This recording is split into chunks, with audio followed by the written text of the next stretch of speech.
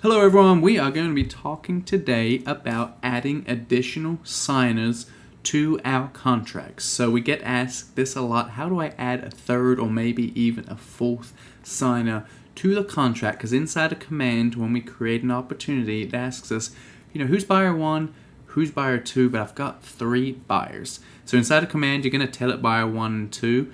And then inside of DocuSign, we have the ability to add as many signers as we wish. So we have already created the room. We have our documents right here. And I'm going to select the documents I want to send off for signature. And you can see as I am checking them, this bar appeared right at the top. And we're looking for that pen, create an envelope. We're going to select that option.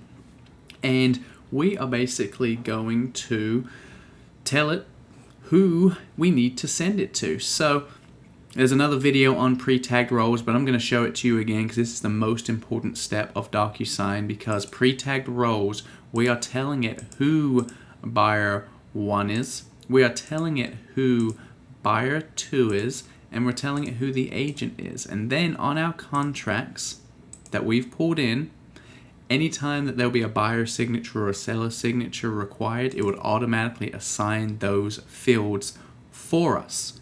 Now we're going to go ahead and add the third buyer. Right here we'll add the email address, and we can go ahead, type in their name, add in their email address, and obviously if we wanted to add an additional person, we would then do it over.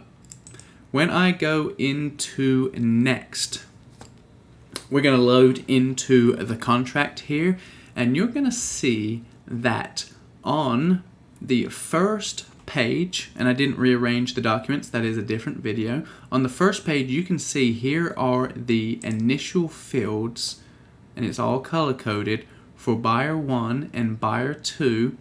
Now when we add buyer 3, the state forms, the way that DocuSign and the state works, they don't pre-populate any places to sign for a third or fourth person. So in the top left, we would select that person.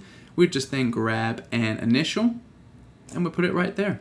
If we need a date signed as well, we can drop it right below. And so for any additional signers, you do need to drag over signatures and initials.